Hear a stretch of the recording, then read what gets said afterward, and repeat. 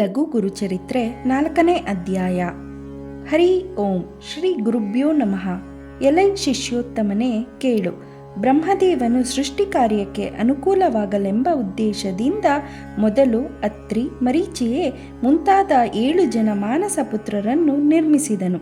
ಆ ಮಾನಸ ಪುತ್ರರಲ್ಲಿ ಅತ್ರಿಯಿಂದಲೇ ಗುರುಪೀಠದ ಪೀಳಿಗೆ ಆರಂಭವಾಯಿತು. ಅದು ಹೇಗೆಂದರೆ, ಅತ್ರಿ ಋಷಿಯ ಹೆಂಡತಿಯಾದ ಅನಸೂಯೆಯು ಮಹಾಪತಿವ್ರತೆಯಾಗಿದ್ದಳು. ಆಕೆಯ ಪಾತಿವ್ರತ್ಯವನ್ನು ಭ್ರಷ್ಟಗೊಳಿಸಬೇಕೆಂಬ ದುರುದ್ದೇಶದಿಂದ ಒಂದು ಸಲ ಬ್ರಹ್ಮ, ವಿಷ್ಣು, ಮಹೇಶ್ವರ ಮೂವರೂ ಪ್ರಯತ್ನಕ್ಕಿಳಿದರು. ಅವರು ಭಿಕ್ಷುಕರ ವೇಷದಲ್ಲಿ ಬಂದಿದ್ದರು. ಅವರು ಬಂದ ಸಮಯದಲ್ಲಿ ಅತ್ರಿ ಮುನಿಗಳು ಅನುಷ್ಠಾನಕ್ಕಾಗಿ ನದಿಗೆ ಹೋಗಿದ್ದರು. ಅನಸೂಯೆಯು ಅತಿಥಿಗಳನ್ನು ಆದರದಿಂದ ಸ್ವಾಗತಿಸಿದಳು. ಅತಿಥಿಗಳು, ಅಮ್ಮ, ನೀನು ಅತಿಥಿ ಸತ್ಕಾರದಲ್ಲಿ ನಿಸ್ಸೀಮಳೆಂದು ಕೇಳಿದ್ದೇವೆ. ನಾವು ಹಸಿದು ಬಂದಿರುವೆವು. ನಮಗೆ ನೀನು ಇಚ್ಛಾಭೋಜನ ಮಾಡಿಸಬೇಕು ಎಂದು ನುಡಿದರು. ಅನಸೂಯೆಯು ಅವರ ಅಪೇಕ್ಷೆಗೆ ಸಮ್ಮತಿಸಿ ಬಹುಬೇಗ ಪಂಚಪಾಕ್ವಾನ್ನಗಳನ್ನು ಸಿದ್ಧಪಡಿಸಿ ಅತಿಥಿಗಳಿಗೆ ಎಲೆ ಹಾಕಿ ಬಡಿಸಿದಳು ಹಾಗೂ ಅತಿಥಿಗಳನ್ನು ಊಟಕ್ಕೆ ಸ್ವಾಗತಿಸಿದಳು. ಆಗ ಭಿಕ್ಷುಕ ವೇಷದಲ್ಲಿರುವ ತ್ರಿಮೂರ್ತಿಗಳು, ದೇವಿ, ನೀನು ನಗ್ನ ಸ್ವರೂಪದಿಂದ ಉಣಬಡಿಸಿದರೆ ಮಾತ್ರ ನಾವು ಊಟ ಮಾಡುವೆವು. ಇದು ನಮ್ಮ ಇಚ್ಛಾಭೋಜನದ ಪದ್ಧತಿಯಾಗಿದೆ ಎಂದು ನಿರ್ಲಜ್ಜತನದಿಂದ ನುಡಿದರು. ಅನಸೂಯೆಯು ಕ್ಷಣಕಾಲ ಗೊಂದಲಕ್ಕೆ ಬಿದ್ದಳು. ನಂತರ ಇವರು ದೈವಿ ಪುರುಷರೇ ಆಗಿರಬೇಕೆಂದು ವಿಚಾರಿಸಿ, ಹಾಗೇ ಆಗಲಿ ಎಂದು ಅತಿಥಿಗಳಿಗೆ ಆಶ್ವಾಸನೆ ನೀಡಿ ಅಡುಗೆಯ ಮನೆಗೆ ಹೋದಳು. ಪತಿಯ ಪಾದಕಮಲಗಳನ್ನು ಮನದಲ್ಲಿಯೇ ಸ್ಮರಿಸಿದಳು. ನಾನಂತೂ ಪತಿವ್ರತ ಧರ್ಮದಂತೆ ಬಾಳಿದವಳು. ಅಂದಾಗ ಈ ಅತಿಥಿಗಳು ನನಗೆ ಮಕ್ಕಳ ಸಮಾನರಾಗಿದ್ದಾರೆ. ಅಂದ ಮೇಲೆ ಅತಿಥಿಗಳ ಇಚ್ಛೆಯಂತೆ ಅವರಿಗೆ ಭೋಜನ ಮಾಡಿಸಲು ಅಂಜುವುದೇಕೆ ಎಂದು ಯೋಚಿಸಿ ಪತಿಯ ಪಾದೋದಕವನ್ನು ಆ ಮೂವರು ಅತಿಥಿಗಳಿಗೆ ಸಿಂಪಡಿಸಿದಳು. ಕೂಡಲೇ ಅವಳ ಭಾವನೆಯಂತೆ ಆ ಮೂವರು ಅತಿಥಿಗಳು ಕೂಸುಗಳಾಗಿ ಮಾರ್ಪಟ್ಟು ಮಣೆಗಳ ಮೇಲೆ ಮಲಗಿಕೊಂಡು ರೋಧಿಸತೊಡಗಿದರು.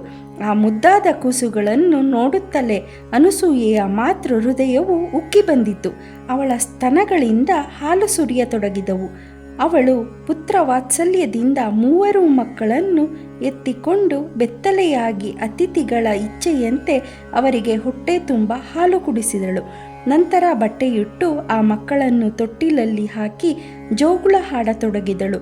ಅಷ್ಟರಲ್ಲಿ ಆಶ್ರಮಕ್ಕೆ ಮರಳಿ ಬಂದ ಅತ್ರಿ ಋಷಿಗಳು ಜ್ಞಾನದೃಷ್ಟಿಯಿಂದ ಈ ಕೂಸುಗಳು ತ್ರಿಮೂರ್ತಿಗಳೆಂಬುದನ್ನು ಅರಿತು ಸಂತೋಷಭರಿತರಾದರು.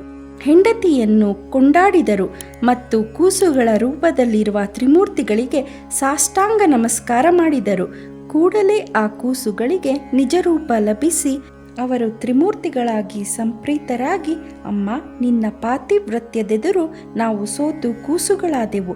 ನಿಮಗಾವ ವರ ಬೇಕೋ ಕೇಳಿಕೊಳ್ಳಿರಿ ಎಂದು ನುಡಿಯಲು ಅನಸೂಯೆಯು ಪತಿಯ ಅಭಿಪ್ರಾಯವನ್ನು ತಿಳಿದುಕೊಂಡು ತ್ರಿಮೂರ್ತಿಗಳಿಗೆ, ನೀವು ಮೂವರೂ ನನ್ನ ಮಕ್ಕಳಾಗಿಯೇ ಉಳಿಯಬೇಕೆಂದು ಪ್ರಾರ್ಥಿಸಿಕೊಂಡಳು. ತ್ರಿಮೂರ್ತಿಗಳು ಅದಕ್ಕೊಪ್ಪಿ ತಮ್ಮ ತಮ್ಮ ಅಂಶೀಭೂತವಾದ ಸ್ವರೂಪವನ್ನು ಮಕ್ಕಳ ರೂಪದಲ್ಲಿಯೇ ಬಿಟ್ಟು ಹೊರಟು ಹೋದರು. ನಂತರ ಆ ದಂಪತಿಗಳು ಸಂತೋಷದಿಂದ ಆ ಮಕ್ಕಳನ್ನೆತ್ತಿಕೊಂಡರು. ಬ್ರಹ್ಮನಿಗೆ ಚಂದ್ರನೆಂದು, ವಿಷ್ಣುವಿಗೆ ದತ್ತನೆಂದು, ರುದ್ರನಿಗೆ ದೂರ್ವಾಸನೆಂದು ಹೆಸರಿಟ್ಟು ಬೆಳೆಸತೊಡಗಿದರು. ಕೆಲ ದಿನಗಳ ನಂತರ ಚಂದ್ರನು ತಾಯಿಯ ಅನುಮತಿ ಪಡೆದು ಚಂದ್ರಮಂಡಲಕ್ಕೆ ತೆರಳಿದನು. ದೂರ್ವಾಸನು ತಂದೆ ತಾಯಿಗಳ ಅನುಮತಿ ಪಡೆದು ತೀರ್ಥಯಾತ್ರೆ ಹಾಗೂ ತಪಸ್ಸುಗಳನ್ನಾಚರಿಸುವುದಕ್ಕೆ ಹೊರಟು ಹೋದನು. ದತ್ತನು ಮಾತ್ರ ತಂದೆ ತಾಯಿಗಳ ಸೇವೆ ಮಾಡುತ್ತಾ ಅಲ್ಲಿಯೇ ನಿಂತನು. ತ್ರಿಮೂರ್ತಿಗಳ ಐಕ್ಯತೆಯು ದತ್ತನಲ್ಲಿಯೇ ಅಡಕವಾಯಿತು. ಆ ದತ್ತಾತ್ರೇಯನೇ ಗುರುಪರಂಪರೆಯ ಆದಿಪುರುಷನೆಂದು ನಾಮಧಾರಕನಿಗೆ ಸಿದ್ಧಮುನಿಯು ವಿವರಿಸಿದನೆಂಬಲ್ಲಿಗೆ ಸಾರರೂಪ ಗುರುಚರಿತ್ರೆಯು 4ನೇ ಅಧ್ಯಾಯ ಮುಕ್ತಾಯವಾಯಿತು.